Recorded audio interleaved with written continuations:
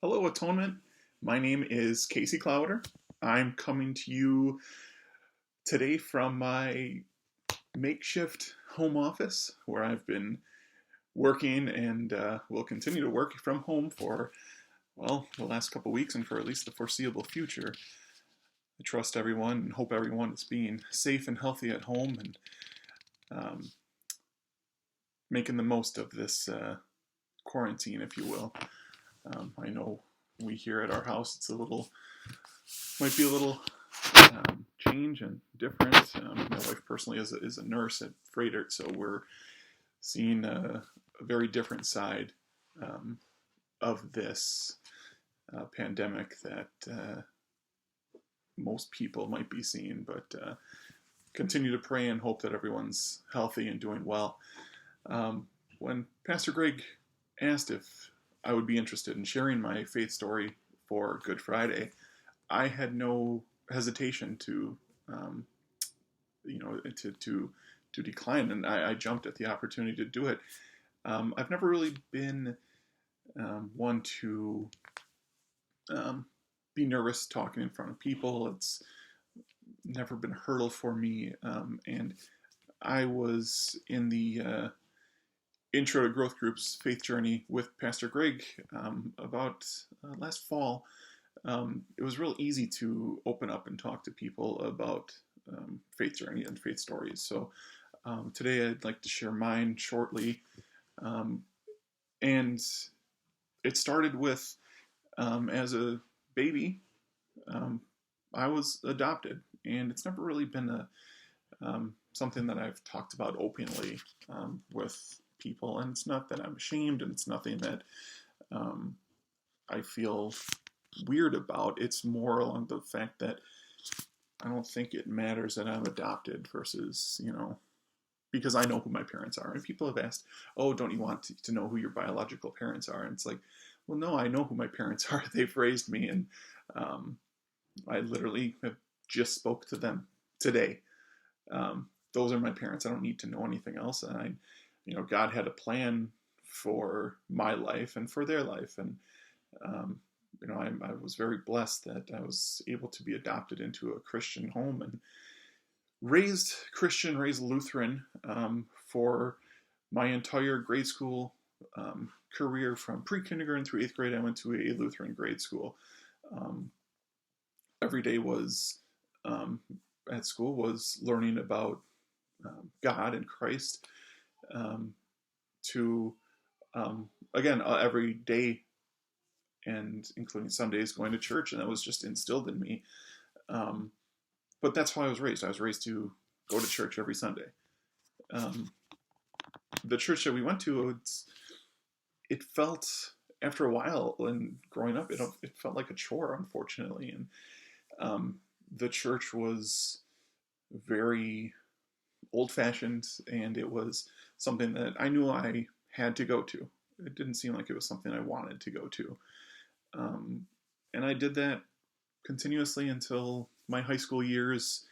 And once I got to college and, even being an adult in my 20s, I found myself not having that want or need to go to church. And I didn't make it a priority. And maybe it was because I felt like it was a chore, and I felt like it was something I had to do. And I felt like, looking back at it now, I felt like that was a moment in my life that I kind of had to go through to get to where I am now, because 6 years ago, I met my now wife, Melanie, and after growing in a relationship with her, I felt my heart getting pulled back to God and Christ, and felt the need to be going to church more often and having more of a relationship. And with that, it was able to bring Melanie with me. So we were able to start going together. We tried a couple different churches because we wanted to find a church for our own that we knew that we could kind of grow with. And we got married in 2017. And And after we got married, we started really putting more of a priority onto, let's go to church. We need to grow together as a family, and we need to find a church for our own, and we can grow as a faith. So we started going to a couple different churches, trying them out, some near where we live, some where we knew people had gone. And we came to Atonement, which my brother and his family have gone to for years. And we've been a few times, and we always liked it, so we started going more often and more often. And it was at this point in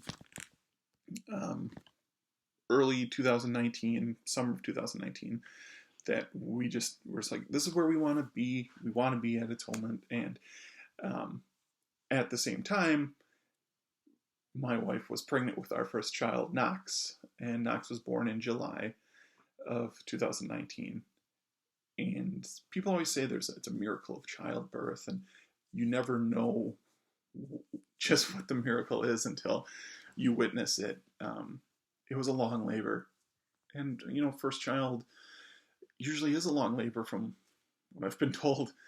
It was a long labor, and when it got to be hour 14, and she's exhausted and pushing, and the doctor finally says, all right, here's where we are, Knox. It doesn't seem to be budging more.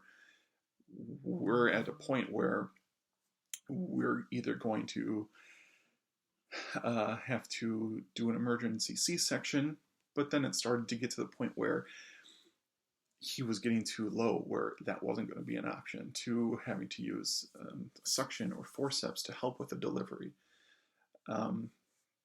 The doctor said they would have to use the forceps, and our room at the hospital went from being intimate to me, Melanie, a nurse and a doctor, to all of a sudden a team of doctors and nurses come in to prep for this. And I could tell on Melanie's face that she immediately started freaking out. And the only thing in my mind was calm her down, because that is the priority right now. I can't let her see how scared I am. I remember putting my head right next to hers, and we said a quick prayer. Knox was born shortly after. Everyone exhausted, especially Melanie. And now we sit here, and he's just over 8 months old, and he's the biggest joy in my life. And I can't think of a better way to grow as a family than to grow in Christ at a church that Knox has already been baptized at, that he has his cousins that go to church there too, and I know that soon he'll be going to Kids Blast and getting his first Bible and his prayer bear. It really excites me when we get to that point. So I guess, thank you for letting me kind of spill about my faith story. I'm glad that I'm in the position I am right now with Christ and with the church, and excited for the future that can hold for myself, Melanie, and Knox, and grow down the line and grow together as a family in Christ. Thank you.